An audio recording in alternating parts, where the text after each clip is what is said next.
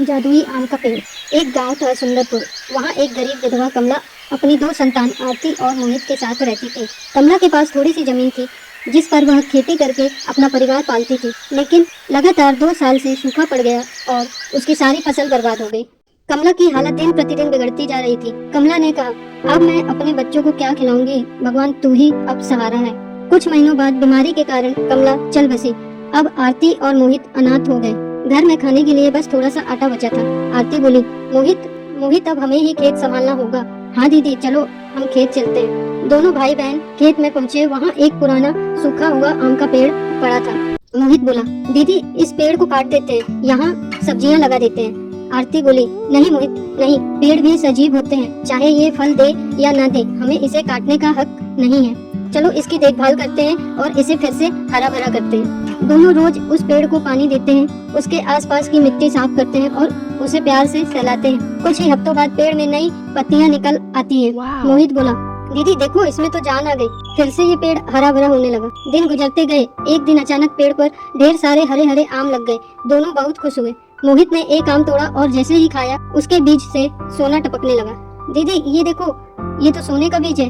आरती भी हैरान रह गई। तभी पेड़ पर आंखें और मुंह उभर आए और पेड़ बोला, बच्चों तुमने मेरी बड़ी सेवा की है, बिना स्वार्थ के रोज मेरा ध्यान रखा, इसलिए मैं अब तुम्हारी मदद करूंगा। जब भी तुम अपने लिए आम तोड़ोगे उसमें सोने का बीज मिलेगा, मगर जो आम तुम बेचने के लिए तोड़ोगे वो साधारण आम ही रहेंगे।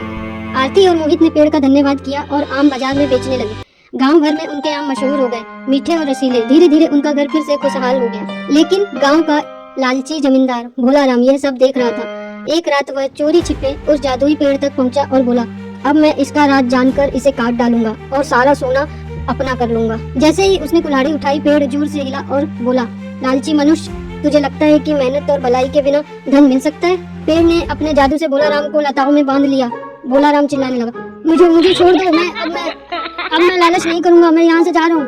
पेड़ बोला, याद रख, दूसरों का हक छीनने वाला कभी सुखी नहीं रह सकता।